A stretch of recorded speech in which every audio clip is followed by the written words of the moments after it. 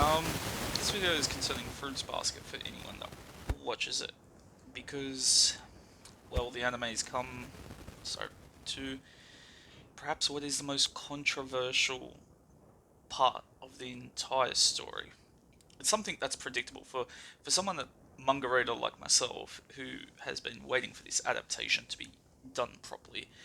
Um, we knew it was coming, but even for anime only fans, once you learned that Akito was a woman, you knew there was redemption.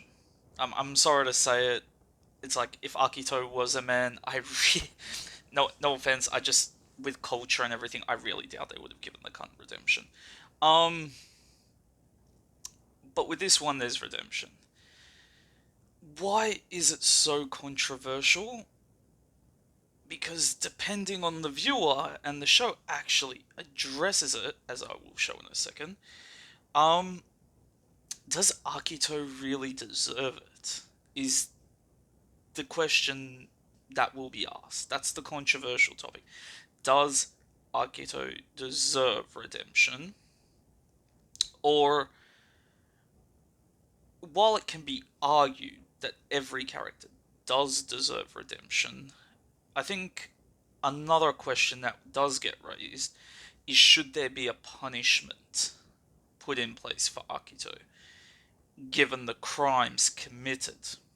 That becomes the big focal point. And as I'm about to show you, as it is, even Akito says that's more than soft-hearted or naive. It's just idiotic. Now, this is good in terms of writing because it proves that the author has actually considered all these possibilities in advance. How the author wants to tell the story, like, oh, does it get redemption? Does this happen? Obviously, they go on to explain why they made the decisions, but just Akito being self-aware of this tells you that the authors thought of it. So it's not... Most often when you watch an anime and you offer criticism, it's very hard to tell whether the author has the brain to actually think of the things that are wrong with the show. Or at least from the watcher's perspective. If they view something as wrong, they turn around and they say, you fucked up. And a lot of the times, especially in modern day media, a lot of creators, they don't like to listen to criticism. They got it stuck up their ass. Um, so at least with this, with Akito, the author's aware that there is a huge moral debate. But I think with the author, it's more of the fact that this author has proven time and again throughout all three seasons that they consider all possibilities of every outcome that they write before they write the story. It has been with multiple issues. This whole story stinks of being morally grey, with the author choosing and justifying which route that they take. So, I'm not going to shit on the author for taking the route of wanting to redeem Akito. My issue is when you take into consideration the crimes that Akito has committed, because let's be honest, she practically attempted to murder Rin by pushing her off a two-story building and cracking her friggin' body open until blood was pooling.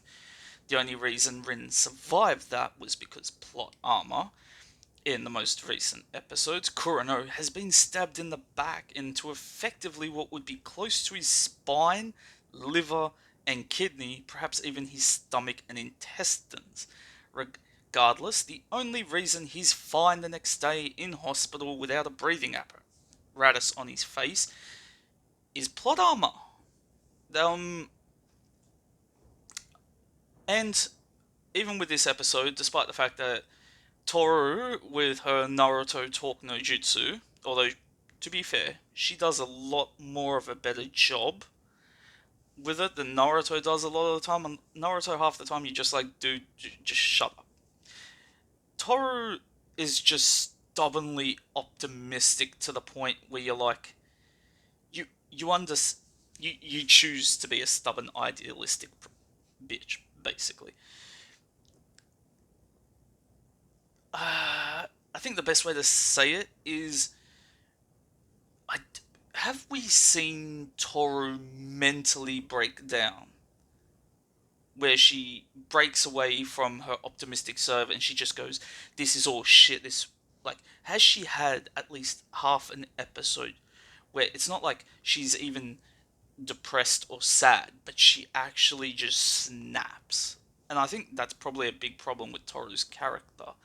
She does get sad or depressed, but she never breaks.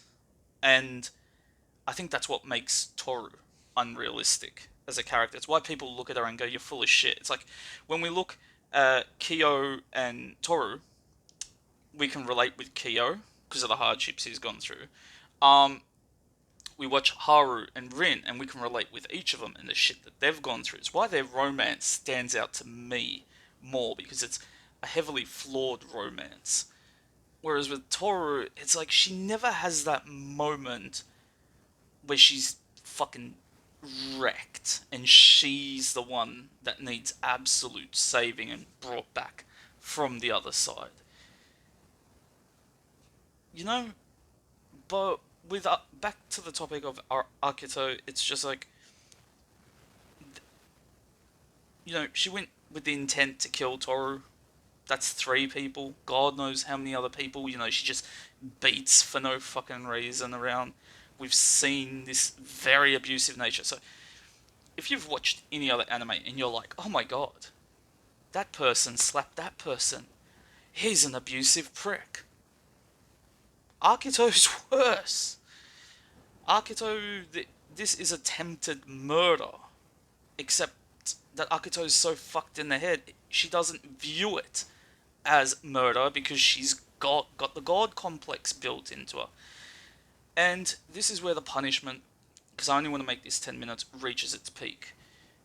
You're trying to pass a judgment on someone who is effectively mentally ill. So this becomes a bit of a problem. If anyone knows anything about law, because I studied it while I was in high school, and I actually studied it in my own personal time out of school. It was just like a hobby that I had where I was really interested in how the law worked. Um, Most cases when you do something wrong, if you claim an insanity plea and you can actually prove that you're insane, your punishment is reduced, and rather than be put into normal prison where you be fucked sideways, they put you in like special mental prison or something, mental asylum or some shit to get treated.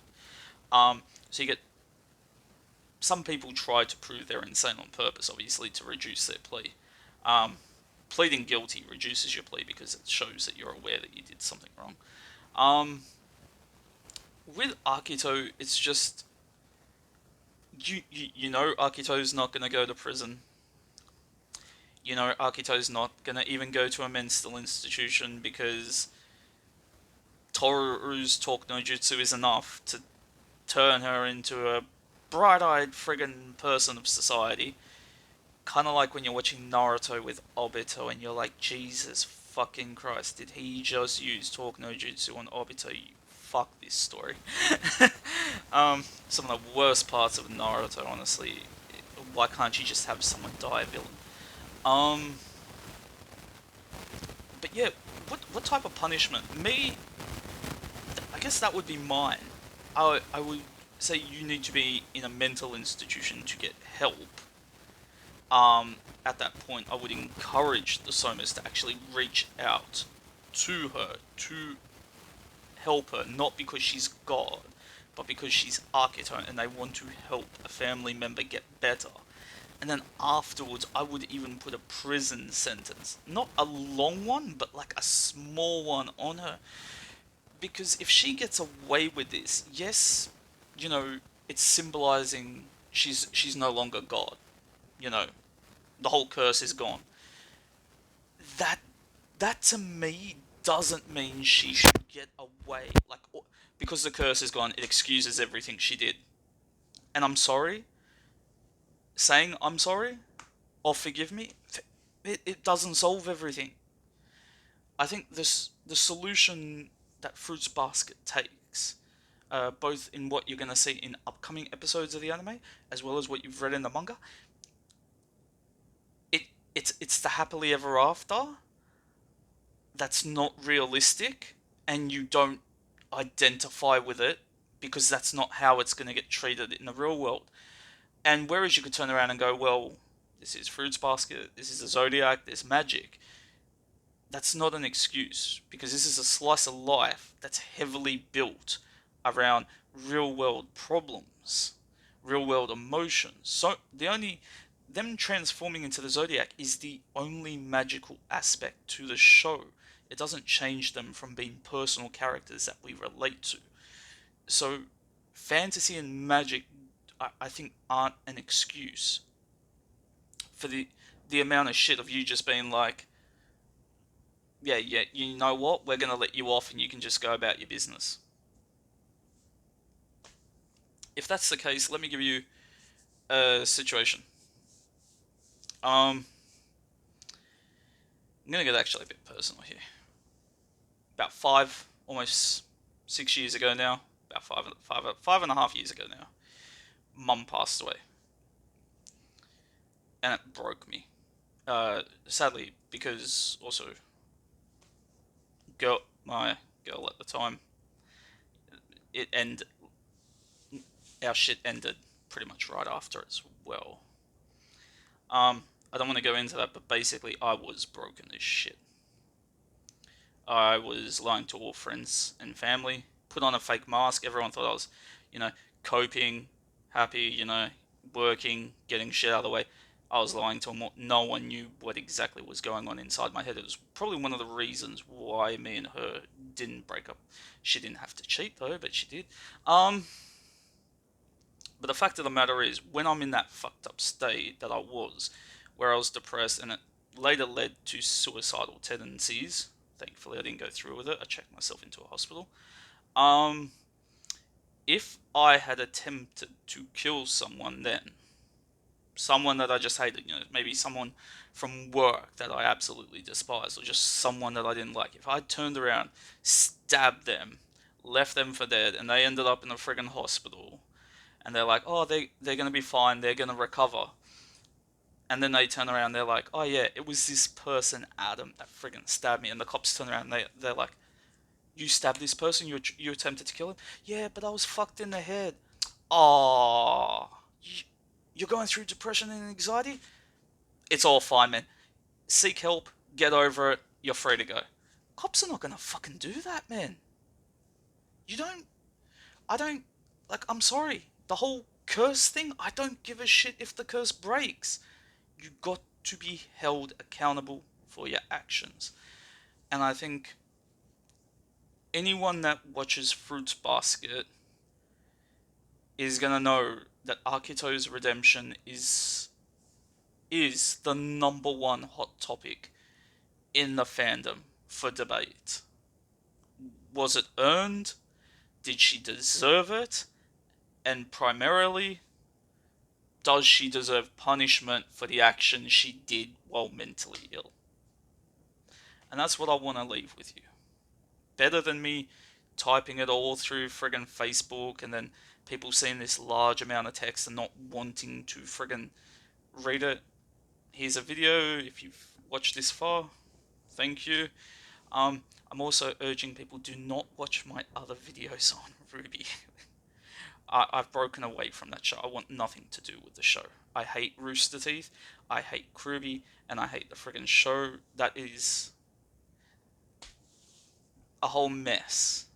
And going forward, the channel is Anime's Art. I'm going to do videos for anime from now on. I'm going to make one soon on 86. Might make one on Nagatoro just for the fun and giggles of it. But 86 primarily I want to do a video on soon. And maybe My Hero Academia once the villains catch into the story. I just urge people to stay away from any Ruby video I want, because it just shows my descent into madness when dealing with that show over an extended period of time.